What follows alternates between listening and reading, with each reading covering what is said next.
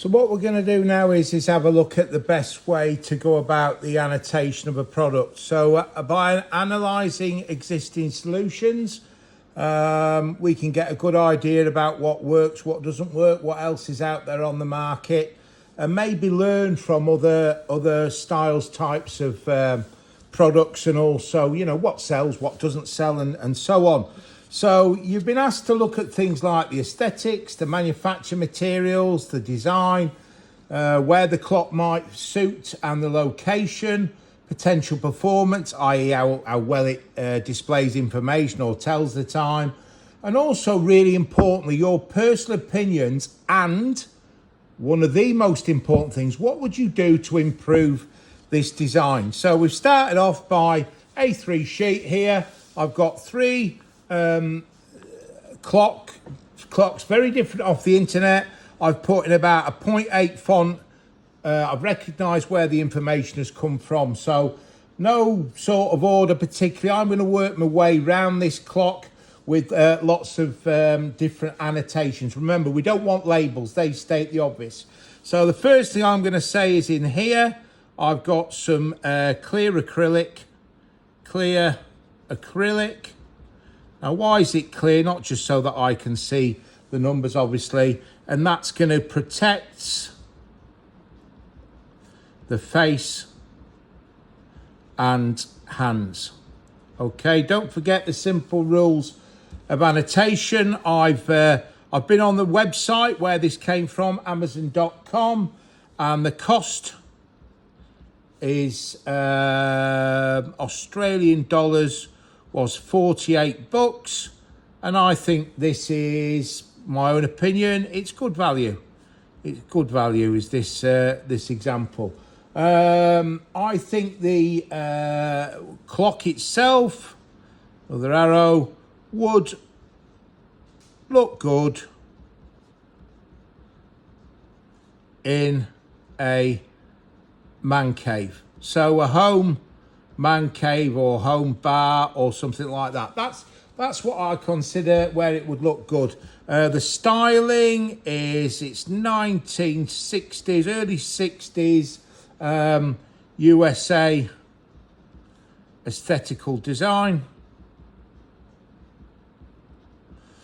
That's where it's from. It's this one of these big type wheels with a big hubcap type styling, I would say.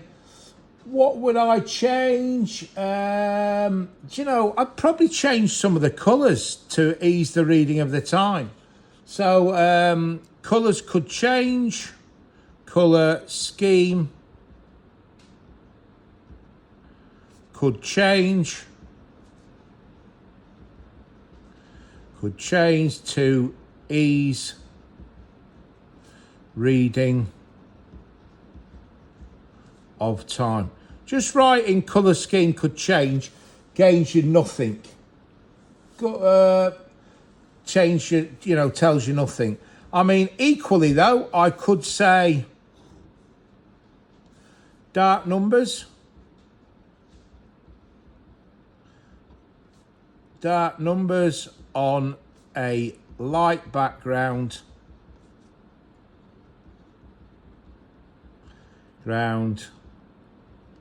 Dash easy to tell time. Now that's not a contradiction. I'm saying here that's a change that could be made. That could be made. We've got this blue on white. So we've got this a sort of a high gloss chrome case, and that's a 1960s hubcap on a car.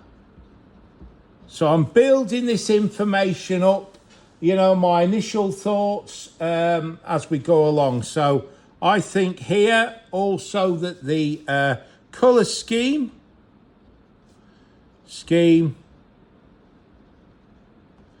aesthetically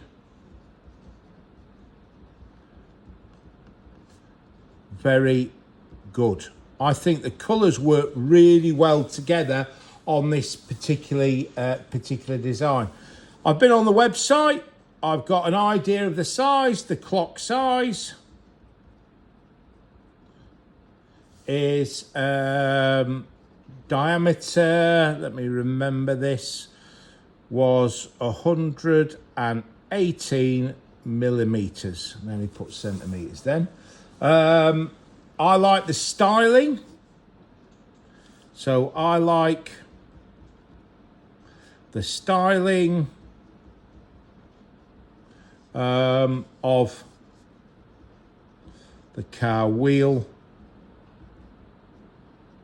stroke hub, because that's what it actually is. So we're gradually starting to build this up now across the page. I'm really happy with this. Okay, so let's look at this logo then.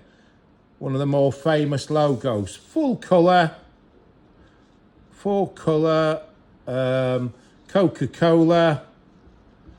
Coca-Cola logo.